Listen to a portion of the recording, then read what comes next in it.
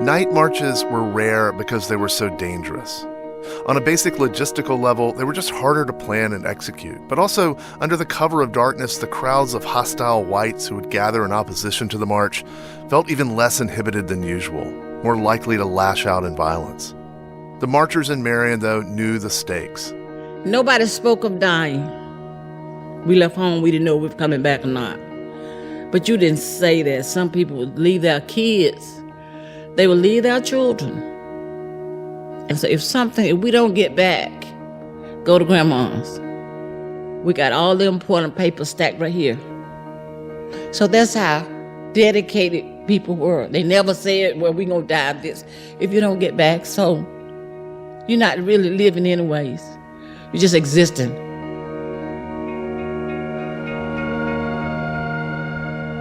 On February 18th, Albert Turner called for a night march. Officials in Marion had heard about the plans and radioed for reinforcements. Selma police officers, Dallas County deputies, members of Sheriff Jim Clark's posse, Alabama state troopers, scores of outside law enforcement rolled into Marion. So did Richard Valeriani, who was covering the Selma campaign as a correspondent for NBC News and got wind of what was happening over in Perry County. Things were relatively quiet in Selma that day, so he drove over and arrived in Marion just before the night march began. This is from an interview he did in 1985. We knew there was going to be trouble right away because local folks came up to us and threatened us, sprayed our cameras with black paint so we couldn't shoot, ordered us to put the cameras down, and harassed us. And it was a very tense situation. Turner had called for the march to start after a mass meeting at a church in the center of Marion. Okay, as we went out of the church that night to begin the actual march, we got roughly about a half a block from the door, and the sheriff of the county at that time and several troopers halted us. And of course, they started whipping people at that point, so all of us tried to get back into the church. The line of demonstrators still was in the door of the church. The demonstration really never did get all the way out of the church. And we started to turn. They said, go back inside, go back inside. They're beating people up here. They're beating us up. So we turned and went back around the side of the church. And as we got around the side of the church, there was people coming with billy clubs and sticks and beating people. The town was surrounded. There was nowhere to go, really. The whole town was surrounded that night by auxiliary police, state troopers, sheriffs, and everybody who wanted to come in, really, who felt like beating folk up. Some of us tried to go back in the front door, and some of us just went where we could, because as we moved, they also moved. They was whipping us as we went. Billy clubs was broken on people's head.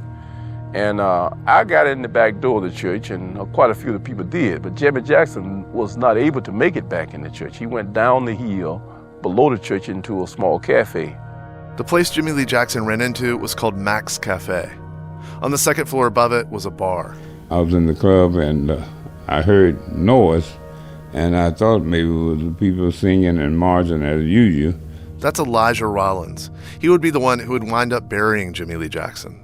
Today, he runs a funeral home in Marion that sits on the very spot where the attack took place. So I walked out on the front porch, and I saw that it was something different altogether. It wasn't the marching or nothing. People were screaming and hollering. People's head was being torn up, beat across the head, wherever they could be hit at them, whatever. I guess in the excitement, somebody walked up behind me and hit me with an axe handle, hit me in the head with an axe handle. The NBC correspondent Richard Valeriani. And then somebody walked up to me, a white man walked up to me, and he said, are you hurt? Do you need a doctor? And I was stunned, and I put my hand back of my head, and I pulled it back, and it was full of blood. And I said to him, yeah, I think I do, I'm bleeding. And then he thrust his face right up against mine, he said, well, we don't have doctors for people like you. Jimmie Lee Jackson's 82-year-old grandfather, Cager Lee, was also hit with the billy club in the back of the head. He stumbled from the church down into Mac's Cafe, looking for Jimmie, who could take him to the hospital. But as they tried to leave the cafe, state troopers came through the door and wouldn't let them leave. Jimmie tried to press through them with his grandfather, but they threw Jimmie down and started beating him. When Jimmie's mother tried to get the men off her son, they knocked her back. And then they took Jimmie and pinned him against the walls of the building, and at close range, they shot him in the side. I just took the pistol and put it in his side and shot him. After shooting him, then they ran him out of the door of the cafe, out of the front door of the cafe. And as he run out of the door, the remaining troopers, or some of the remaining troopers, were lined up down the sidewalk back toward the church. And as he ran by them, they simply kept hitting him as he kept running through.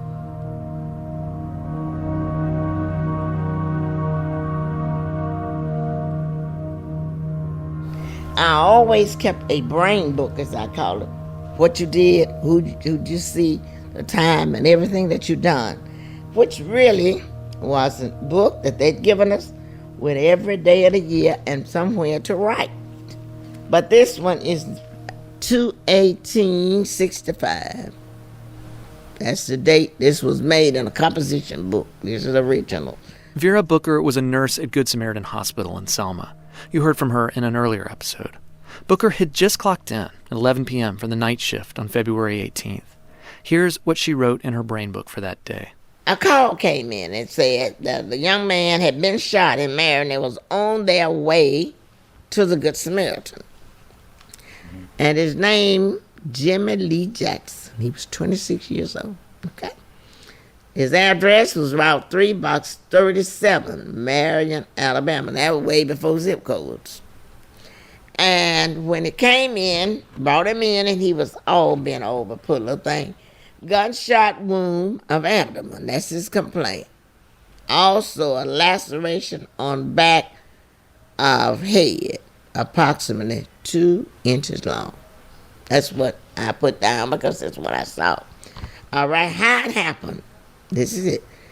Left mass meeting at church in Marion, Alabama, and went to a cafe.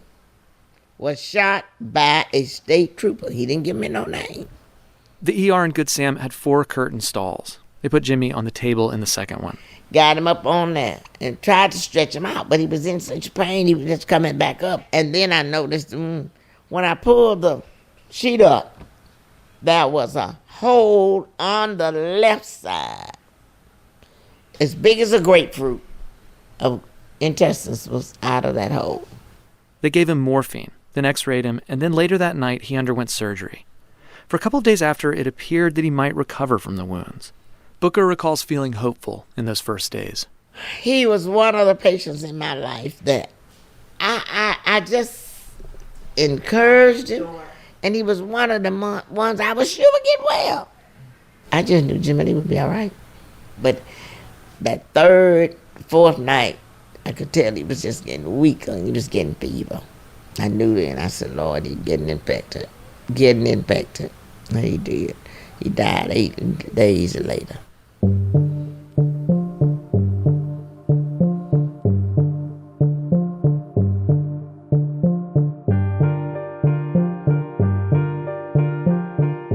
Two funerals were held for Jimmie Lee Jackson. There was an open casket memorial service at Brown Chapel AME in Selma, which nearly 3,000 people showed up for, and one at the church in Marion, where he'd been a deacon. After the Marion service, a procession half a mile long walked 4 miles to the Herd Cemetery, where Jimmie Lee Jackson was buried. I've been by the cemetery, and after, I don't know whether you probably heard this, after he died and everything, someone went and shot the grave up, tombstone. I mean, the whole day I've been there. If you ever go to Marion Run, it's on that road. They shot it up. That wasn't good enough for him to die. They shot his tombstone that Moss is still there.